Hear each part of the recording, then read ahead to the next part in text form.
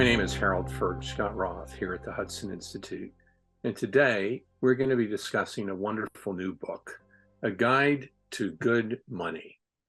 Published by Palgrave Macmillan, it is a wonderful book, and today we're also very fortunate to have with us the two authors of the book, Brendan Brown and Robert Pringle. I'm going to read from their bios on the back of the book. Brendan Brown is a senior research fellow at the Hudson Institute and of the Mises Institute, also in the United States. He is a founding partner of Macro Hedge Advisors, LLP.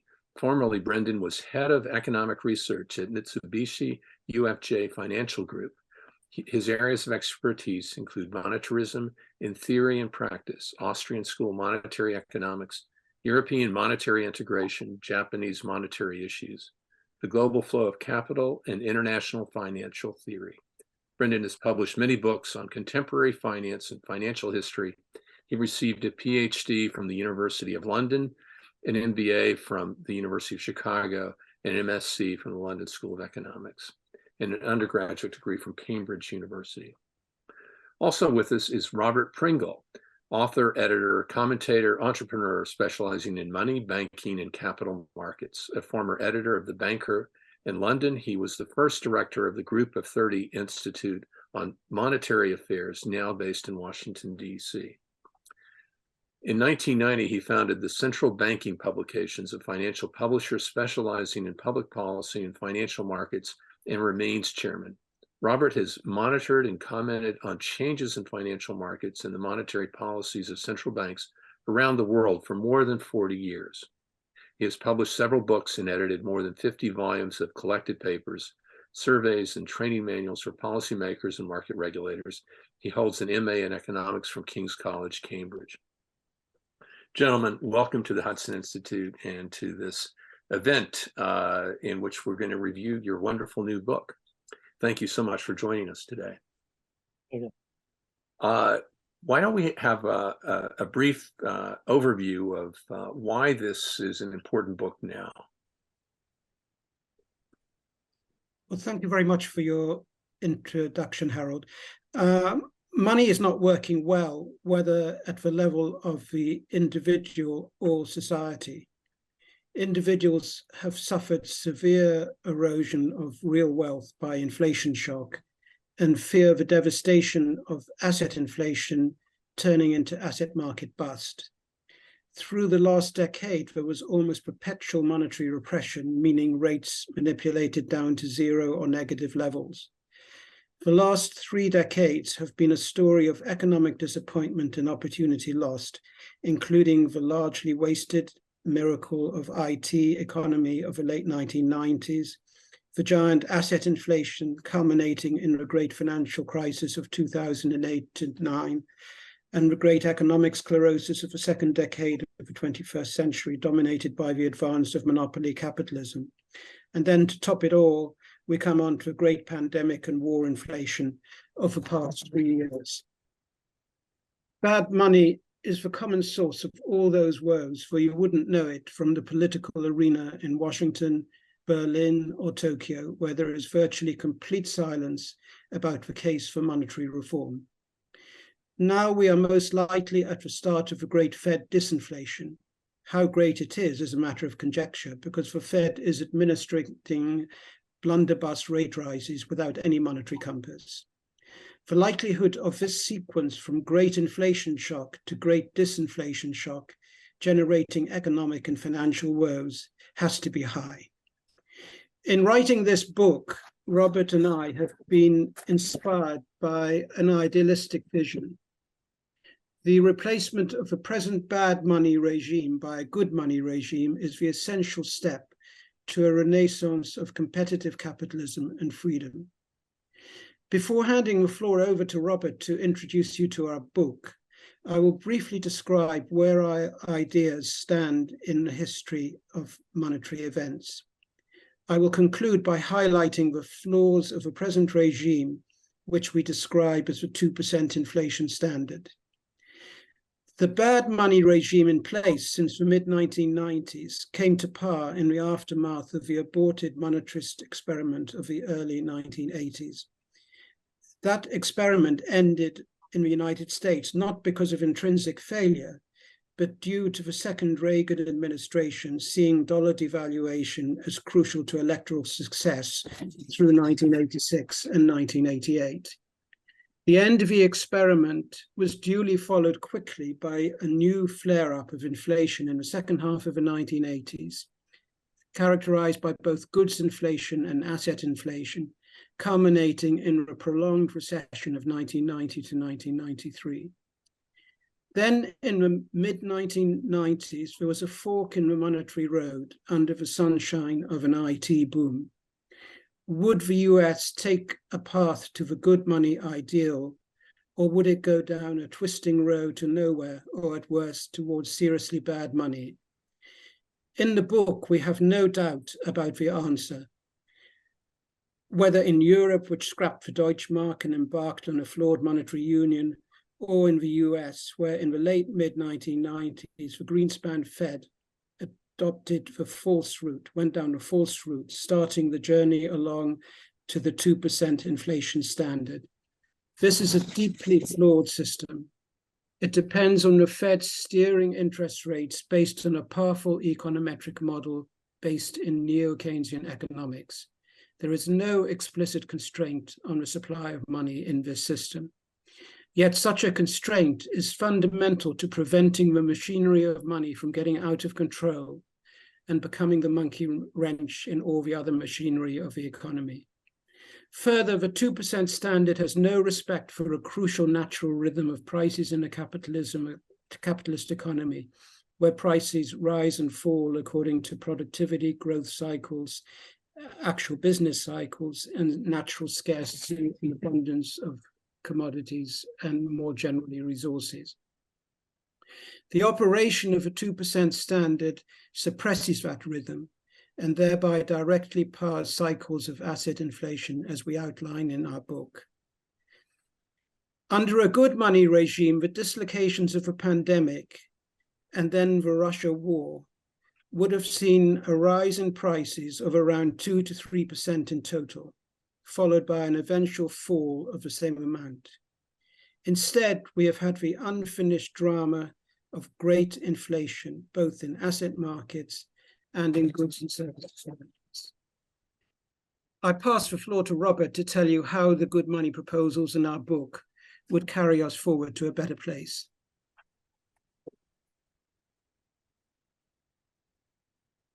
Well, excuse us if there's a little bit of duplication between what Brendan has just said and my own outline.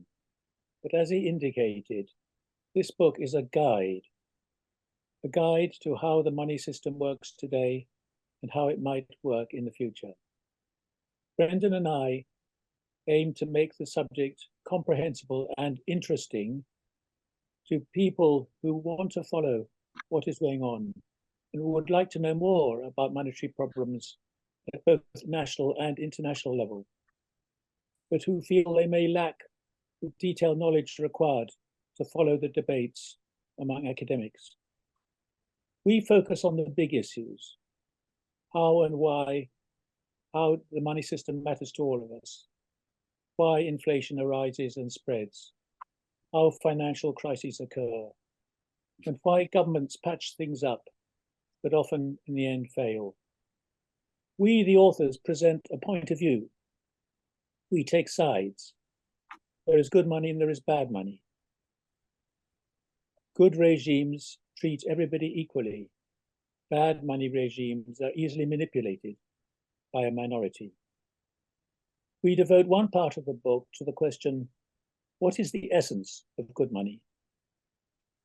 And another part to analyzing bad money and the grip it seems to have on our societies. I shall come to good money in a moment, but first a few words about bad money. We devote 4 chapters to this question. Bad money has huge costs, as Brendan has already indicated, for people everywhere. In one chapter, we show it is based ultimately on a recent and faulty, quite recent and faulty concept of money. This is the state theory of money. The idea basically that money is a tool, a technique for state policy, rather than an asset, community built and communally owned asset to be safeguarded preciously for future generations. Bad money has huge costs. One of them is, for instance, the shortening of investment horizons, how the allocation of capital gets skewed towards get-rich-quick projects, and how it detaches money prices from the real value of a good and service. It also levies forms of taxation without the normal legislative checks and balances. It causes widening inequality alongside reduced general prosperity. So we should avoid it like the plague. But most monetary regimes in the world today, perhaps all, are, we judge, moderately bad. The final part, entitled Reform, Idealism and Prosperity, is about the actions and policies needed to install good money regimes. Good money needs a solid anchor. We discuss what features it should have and review candidates for this key function. Central banks have tried to put one in place. They call it inflation targeting, so central bank independence plus inflation targeting. We take a different path. Money should be tied to the real world, the world of employment, enterprise, and innovation. This leads me back to the essence of good money. Brendan and I think that the essence of this should be seen at two levels. It can be seen from the viewpoint of the individual. What kind of money does he or she need to plan a life, to lead a good life, to exercise their preferences? And it should be seen from the point of view of society as a whole. And it turns out that what is good for the individual is also the best money for society as a whole. A good money will be supported by a broad and stable demand for its core group of assets. This supply of this core group of assets will set a clear path for prices over the medium to longer term. And we believe that this path should lead citizens to expect the prices, even after they might rise due to, as Brendan has just said, a natural rhythm of prices, they might go upwards, but they will come down again later. They will revert to a longer term average level. These assets enjoy what we call super money qualities. Assets that have such qualities should form the very core of money. This is a new term which we develop in this volume, and which refers to a set of qualities that should possess what we call extreme moneyness. The book also discusses in the last section the politics of reform. Which states or currency areas could lead the world onto good money? To conclude, it is a time for a change of regime. The status quo is strongly defended, however, by the current monetary establishment and a moat of consensus. Reformers need to cross this moat before seizing the castle, which, like Kafka's, looms ominously over us. Wow. Well, thank you very much, Brendan and Robert, for that wonderful introduction. Robert, you spoke of a book that is comprehensible and interesting. I was struck in reading it that it's a rare economics book in that it has not a single graph, not a single table, and certainly not a single mathematical equation in it. It's a book that is easy to read, and I dare say even people who are quantitative, have a quantitative phobia will be able to comprehend. It's accessible to English majors and everyone else alike. Was that a conscious decision when you wrote the book? Well, I don't know how Brendan would answer, but we did not expect really from the start the economic establishment to pay attention to the messages we wanted to send. nor would the mainstream media, frankly. We aim to appeal over their heads, if you like, to several other groups who do not often get publicity they deserve. Market economists, non-mainstream media, members of the public perplexed at what is going on. And we raise issues that go beyond the purely economic. We want to tie money to society as a whole. And we see it also in a moral dimension that needs to be explicitly spelt out, which we try to do in the book. That money is something which binds society together over space, over time, and between generations. These aspects of money have been brought up by some great economists, but unfortunately, I do not see many at the present scene. Many of the influential economists at the present scene, I think they're often missing these elements of money. So yes, it was a deliberate choice. Maybe if I would just add in one or two words there specific to the economics of arguments, that I think the use of mathematics and econometrics in economic texts usually goes down two roads. One is what Milton Friedman described as positive economics, for testing of economic hypotheses. And secondly, the use of mathematics is very often tied to either macroeconomic modeling or particular exercises in price theory. I don't think in what we aim to achieve in this book, that was the right way of presentation, because if anything, I would say our book and our ideas are more a philosophy of money, although definitely with feet in the ground as regards practical use and implications. Well, in terms of practicality, the American public, and actually I think people around the world, are very practical. They're very practical oriented. They're not theoretically oriented. What lessons does the book have for the way that individuals lead their lives? For example, you discuss real estate and the variable premium there for the avoidance of monetary repression tax and inflation tax. Can you tease out other practical implications of your book?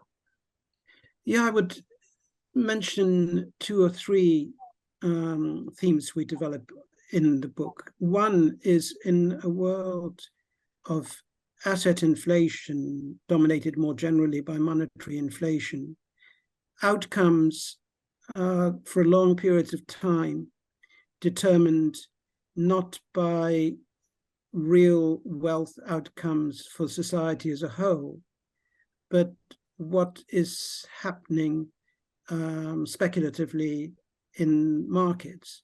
So asset inflation, which we discuss a lot in the book, you have long runs of gains dominated by interest rates which have been distorted down to very low levels. But then at some unknowable date in the future, that can all blow up. So there was a famous book written many years ago about random walk down Wall Street. I would say, or we would say in this book, that the random walk down Wall Street today of holding stocks or other real assets is not calm, in any way a calm process or an enjoyable process, because it's become full of danger against this background of virulent monetary inflation. Now, turning to individual asset classes, the two big monetary taxes which you have under this bad money regime, first of all, inflation tax, and secondly, the monetary repression tax, the inflation tax being the sort of windfall loss which you experience every so often, such as happened during the pandemic or the Russia war. The monetary repression tax comes about through interest rates being depressed and manipulated to low levels. Now, we all know during the long period of monetary repression in the 2010s, 2000 and 2020, the saying in the markets was, Tina, there's nowhere else to go. as if anyone was very foolish to do anything but invest in equities or in their own home, or more generally in real estate markets. But there is a illusion which lies under all of this, because if those asset classes already have big premiums in them, because everybody's seeing them as a way of getting away the Russian monetary inflation tax danger, you're already paying a big premium to get into those. It's like the idea that you can avoid income tax by going and living in Monte Carlo, but the price of real estate in Monte Carlo already reflects the benefits of not paying tax there. And it's that similar theme one has to consider in so many asset markets under monetary inflation, where there's a big and variable premium already built into the price for its benefits of sheltering you against these monetary taxes.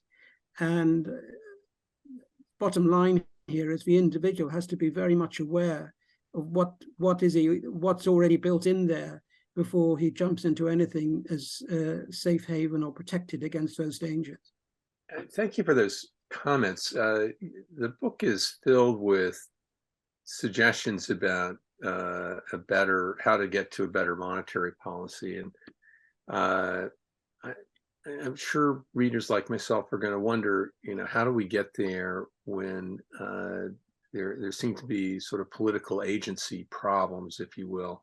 At least in the United States, the Fed is an independent agency that seems to be accountable to no one. It doesn't really, it sets its own budget, it creates its own money, it's not really answerable to Congress, and Congress itself doesn't seem terribly able to figure out how to get the Fed accountable to it. And I suspect there may be similar problems with central banks in other countries around the world. How do we get the ideas that you're recommending in your book implemented if the agents that would have to implement at least a large part of them are seemingly beyond political control? Well, if I can answer very quickly, and then I'm sure Robert will come in. Monetary reform is never going to be driven by central bankers in situ, and it has to come from the political arena, as in fact occurred, and we discuss in the book, in the instance of the hard Deutschmark and monetarism in Germany. That was a politically led reform of huge success. And the Social Democrats and the Liberals won the election of 1969 on the basis of a hard Deutschmark, which was going to save Germany and Germans at an individual level from the US inflation. So I pass on to Robert here, but that's very much my perspective. Yes, thank you. I just got a couple of observations on this. Brendan and I feel that this is a long-term task. We've got to develop a culture of monetary stability, which is not existent. It is very weak at the moment. It'll be some time before society is ready. All we can do is to throw our stone in the river, throw our stick in the river, and hope that it germinates over time in other people's minds. If we strike an echo, it will be a long term, because we're so far away from where we want to be. But I would just like to draw attention to the fact that our perspective is not all that different from that of some great central bankers of the past. Modern central bankers are not necessarily representative of the best, what I would say, the only or even the best traditions of central banking. And here, if you'll excuse me, I'd like to quote the great Paul Volcker in a book that I co-authored with Marjorie Dean, who was a former financial editor of The Economist. And this is the book, The Central Banks, with the forward by Paul Volcker. But this was published in 1994. And in the foreword to this book, Paul says,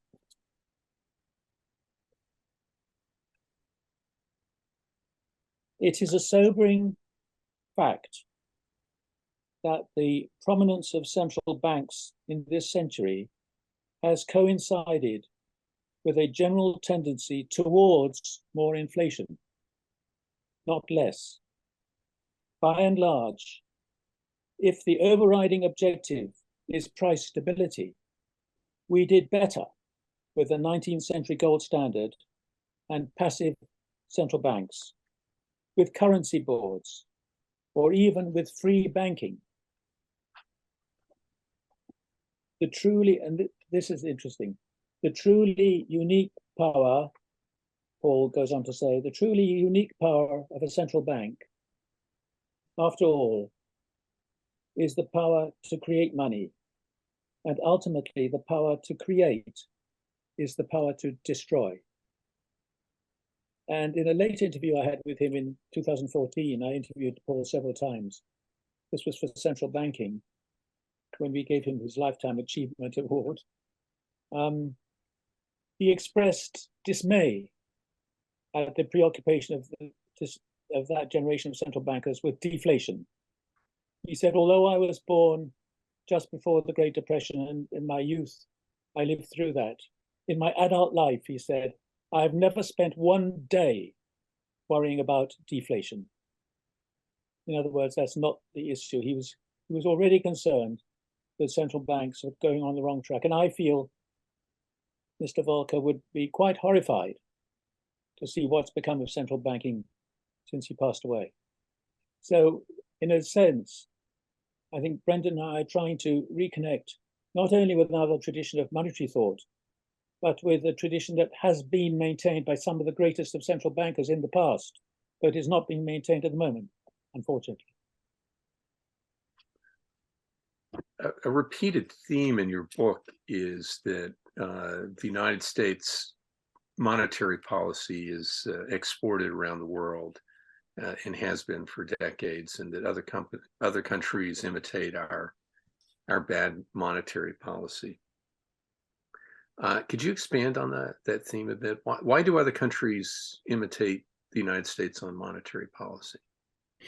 Yeah, that's an absolutely crucial point. Ever since the US became the so-called monetary hegemon, the hegemon of a monetary system, and one can date that probably as far back as 1919, US has had a huge influence on monetary conditions elsewhere.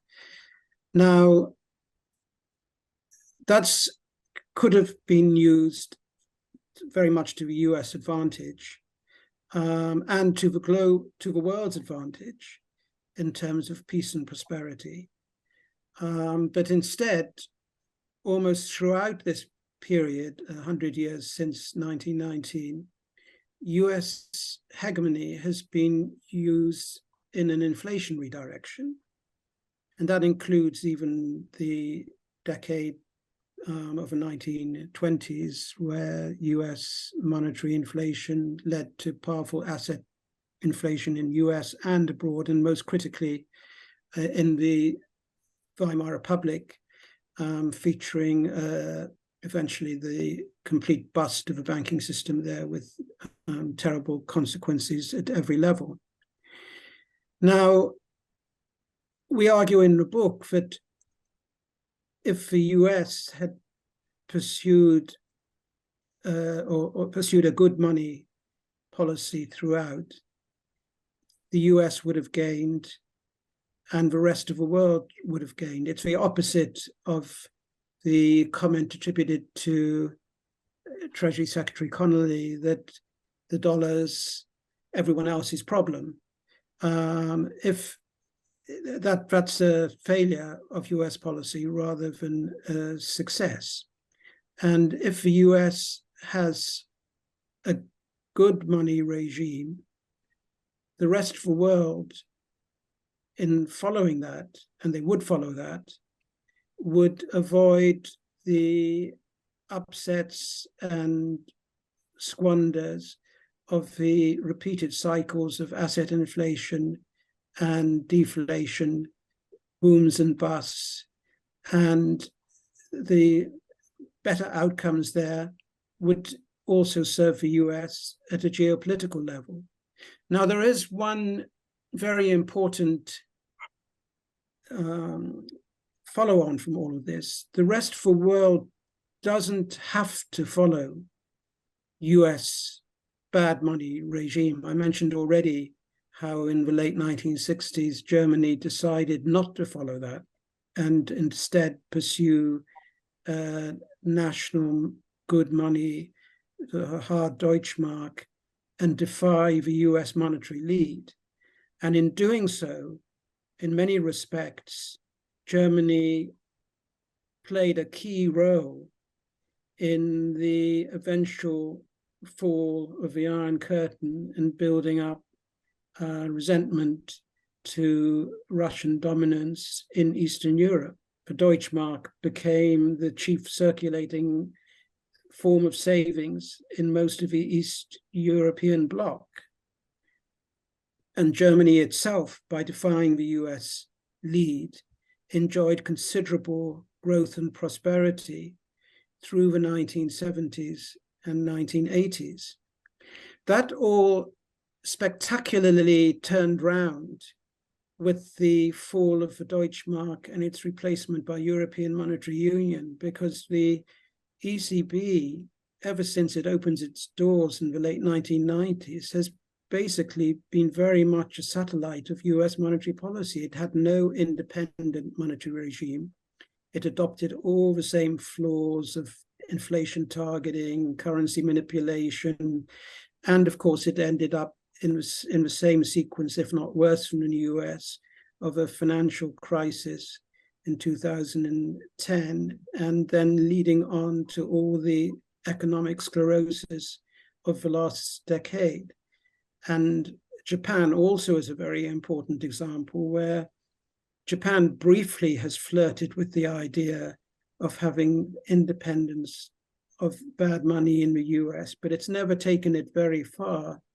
And the time when it took it furthest, which is probably briefly in the late 2000s, first decade of the 21st century, under BOJ Shirakawa governor, that all came to an abrupt halt with the RB economics and the reversion to following the US inflationary lead.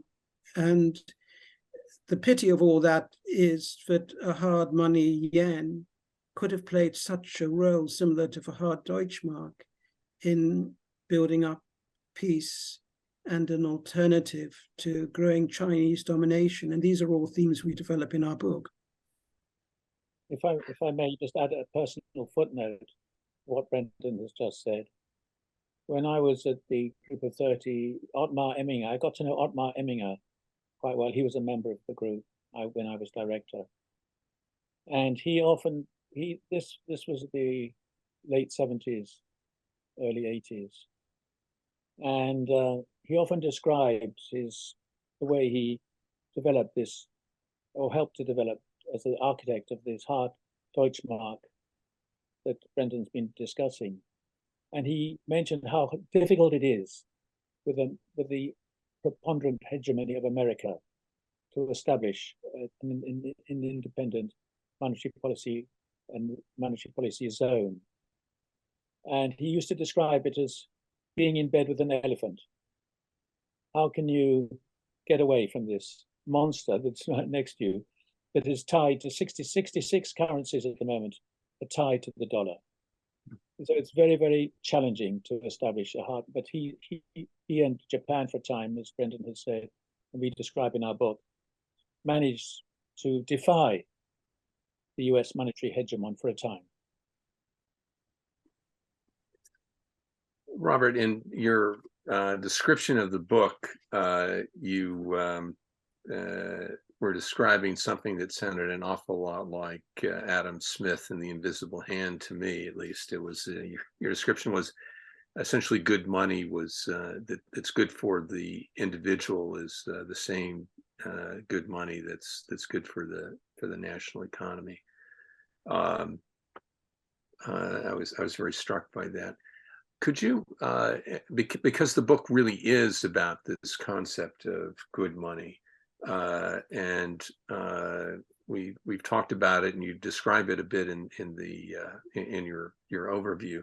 But I was wondering if you could just expand a little bit on this distinction between good money and bad money, and then this new concept that you have really of super money. Yes, I'll certainly be happy at least to do the first part. Perhaps Brendan could come in on the second. Monetary policy is typically analyzed so much in technical terms, using econometrics to assess the likely effects of interest rate changes on variables such as inflation, output, and so on. This fits the way it is viewed by society these days, as a tool, no more and no less. Brendan and I wish to draw attention more to the community, social, and ethical aspects of money in our concept of good money. We deliberately use these categories of bad and good, which are not usually used by economists, to draw attention to those aspects.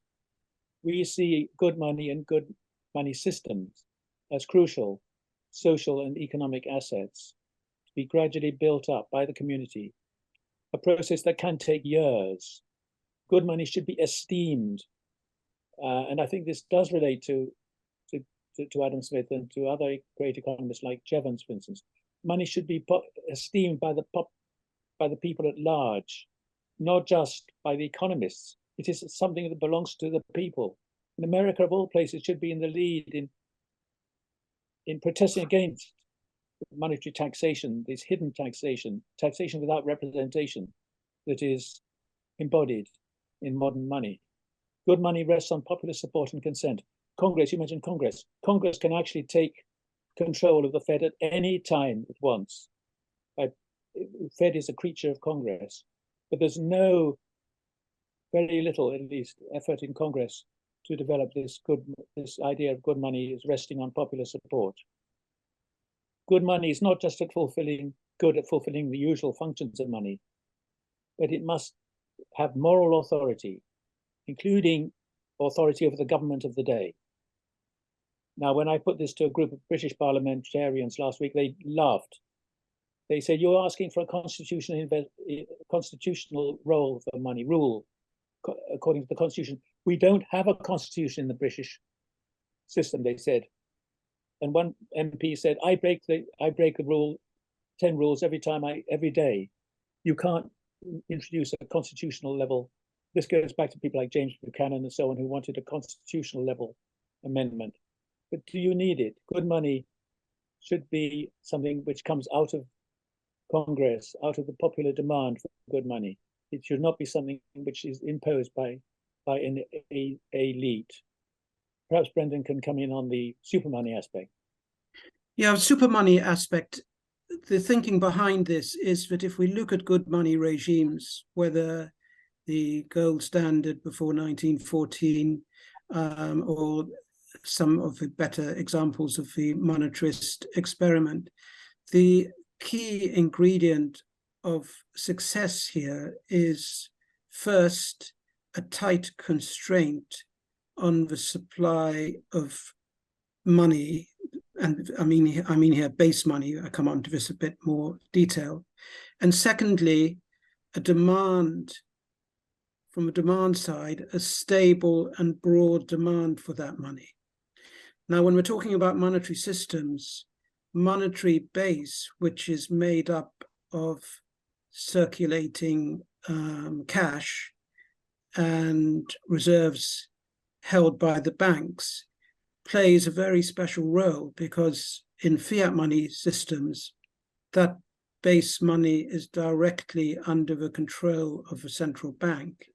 And of course, in gold money systems, the supply of gold coin and gold cash held by the banks is directly linked to the above ground supply of gold bullion and gold coins, which has a tight physical constraint based on gold mining technology and what's come out of the ground in the past. So you have something like a fixed low percentage increase there possible.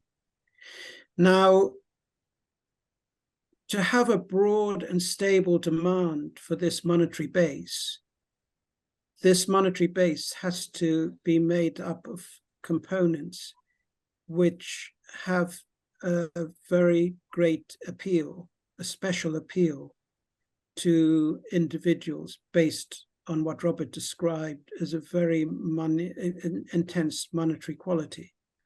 So under the gold regimes, gold coin, gold bullion clearly had a very distinct special quality compared to other assets. Under the fiat money regimes, this base money, its qualities have to depend on a moneyness and a high level of quality provided to individuals in the form of monetary services that are provided.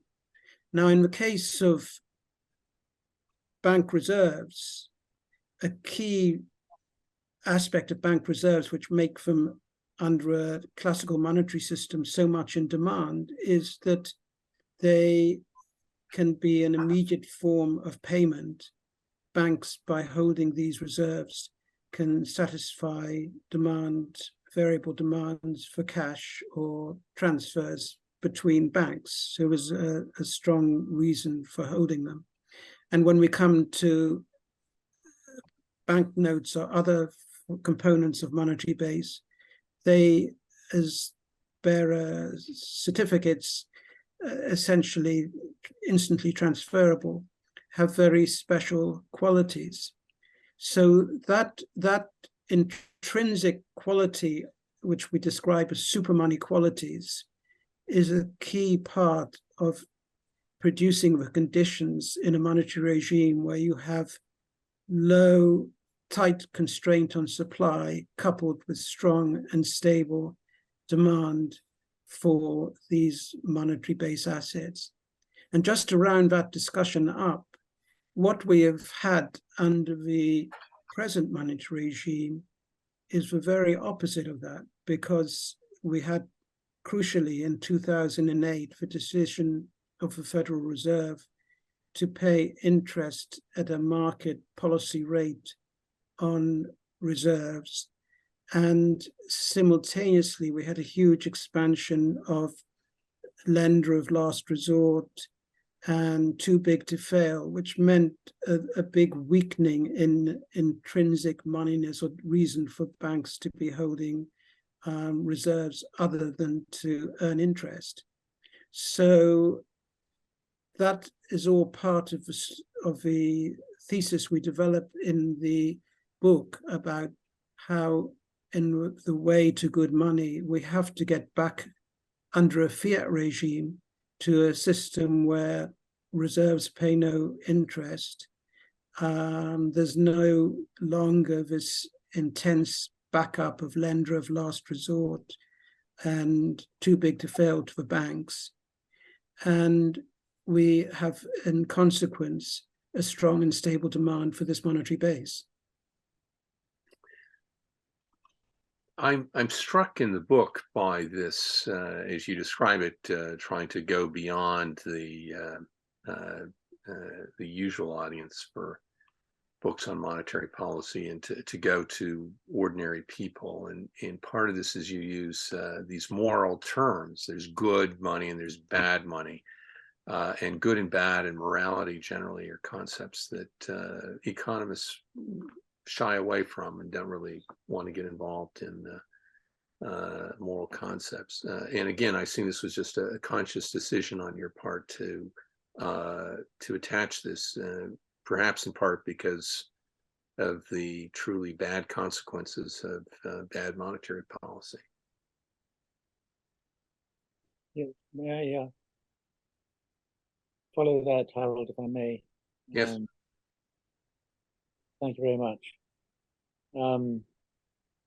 I feel we feel quite passionately about this, as perhaps is clear reading the book. And just to explain a little bit why, to explain to the audience a little bit why we feel like this, I've got great respect for many central bankers, and I've made many friends among central bankers over many years. But I'm increasingly upset by the absurdity of people who say central banks have made all these mistakes. I mean, Professor Rogoff, in the current issue of Foreign Affairs, has a whole article which enumerates at least 6 serious mistakes by central banks that have contributed to the present crisis. Its conclusion is we need to support central bank independence. I mean, you know, if there was element, I would give central banks and people like Professor Rogoff the benefit of the doubt. If I saw evidence that we, the community, central bankers, commentators, economists, were learning, or gradually with difficulty, were learning how to manage the inflation targeting regime so that it produced acceptable results. It started in the 1990s, as we describe in the book. It's now roughly 30 years they've had. Is there any evidence that we are making any progress at all, or are outcomes getting worse? I cannot understand the logic of people, I'm sorry, like Rogoff here, who describe the disasters, the disasters and the mistakes and the myopia.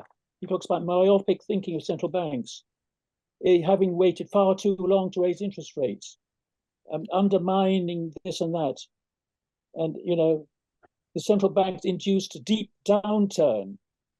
And yet the system has got to carry on as it is. We should have more independence for the central banks and so on. How can, it seems to me totally illogical, and we are angry about this. We think that more economists should speak up about this. If I could just come back to the strict choice of why we decided to use the terms bad money and good money. Obviously, the alternative was using what's become the conventional term sound and unsound money.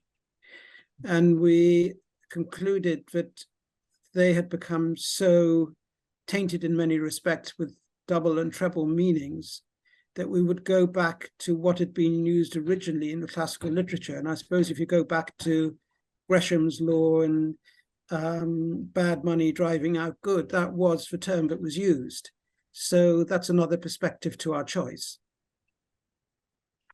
In the book, you speak about the concept of a solid anchor in the context of good money. Could you elaborate on solid anchors and what they mean?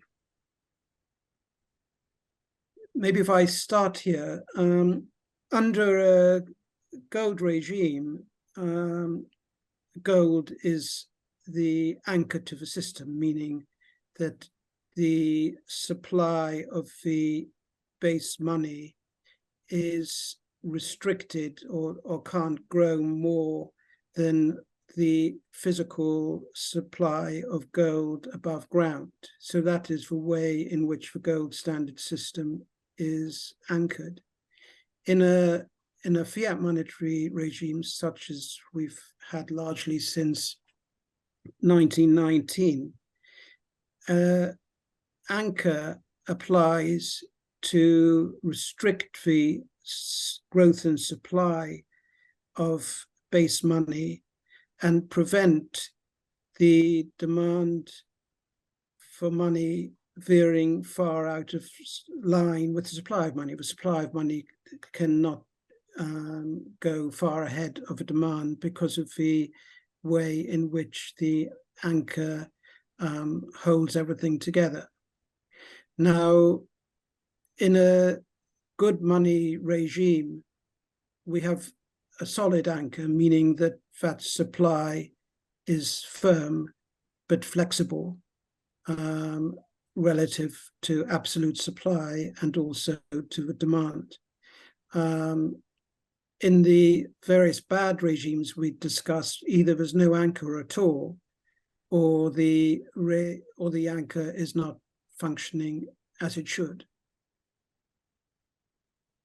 just to follow up on that, we do make clear several times in the book that there's no such thing as a perfect anchor. There's no such thing as a perfect. Under the gold standard, the general price level changed with the real price, with the relative price gold, but it was securely anchored in the sense that the long-term price of gold shows an amazing constant, what's called constancy. We don't believe mystically that gold will always be constant, no, but it has an amazing long-term record of constancy. And there will be fluctuations, whatever anchor we chose. There's no such thing as a perfect anchor.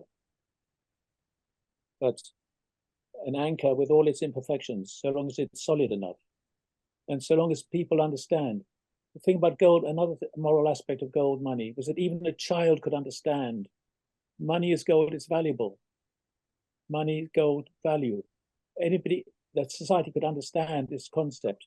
They cannot understand central bank independence and all this stuff. They cannot understand, many people cannot understand it properly.